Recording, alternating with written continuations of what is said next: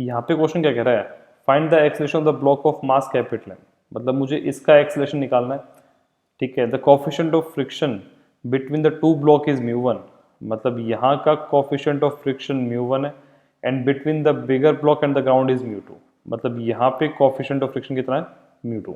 ठीक है, तो बच्चों हमें यहाँ पे करना क्या होगा, हमें दोनों ब्लॉक्स का एफ बी डी बनाना होगा। ठीक है, कैपिटल एम ये रहा, स्मॉल एम ये रहा। तो पहले मैं कैपिटल एम की बात करूं, ठीक है, तो बच्चों क्या होगा कि यहाँ पे एम जी नीचे लगेगा।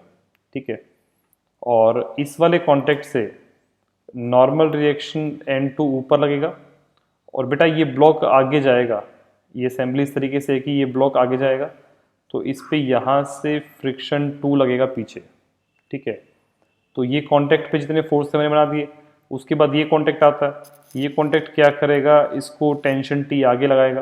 ठीक है, अब बच्चों इस वाले कॉन्टेक्ट को देखेंगे, इस वाले कॉन्टेक्ट पे मैं कहता हूँ नॉर्मल रिएक्शन N1 है, तो ये स्मॉल एम मास का ब्लॉक कैपिटल एम मास को पीछे पुश करेगा विद नॉर्मल रिएक्शन N1।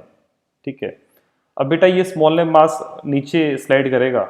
ठीक है, तो इस कॉन्टेक्ट पे फ्रिक्शन भी बनेगा, वो फ्रिक्शन M1 पे तो ऊपर की तरफ लगेगा, और वहीं मैं M2 की बात करूं तो इस पे फ्रिक्शन FR1 नीचे की तरफ।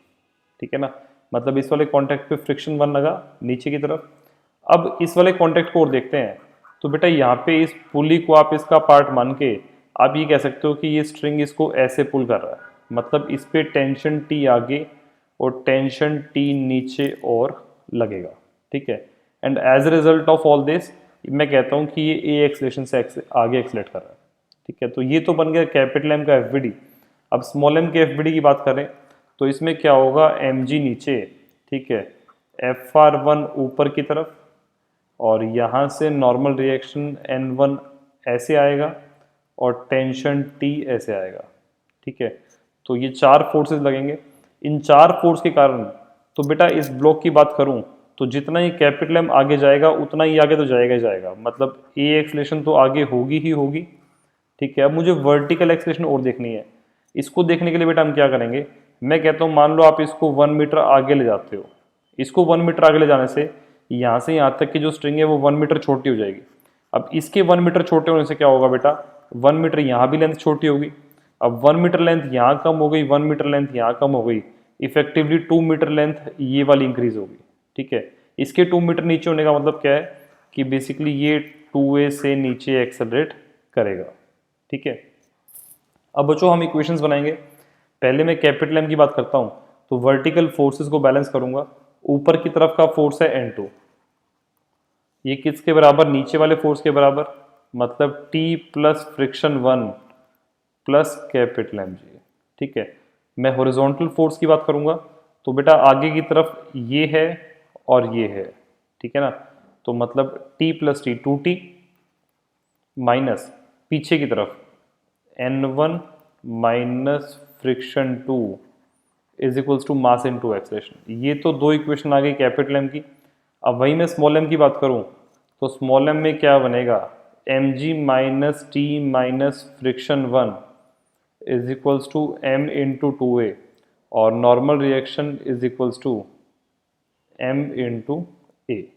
ठीक है, फ्रिक्शन 1 जो बनेगा बेटा ये बनेगा μ1 इंटू N1, और फ्रिक्शन 2 बनेगा μ2 इंटू N2। ठीक है, अब मेरे पास यहाँ पे 6 इक्वेशन है, 1 2 3 4 5 6, और वेरिएबल्स देखता हूँ, देखो कौन कौन से हैं, friction 1, friction 2, normal reaction N1 N2, tension और A। ठीक है, ये 6 वेरिएबल्स हैं, 6 इक्वेशंस हैं, तो क्वेश्चन सॉल्व करके आंसर आ जाएगा।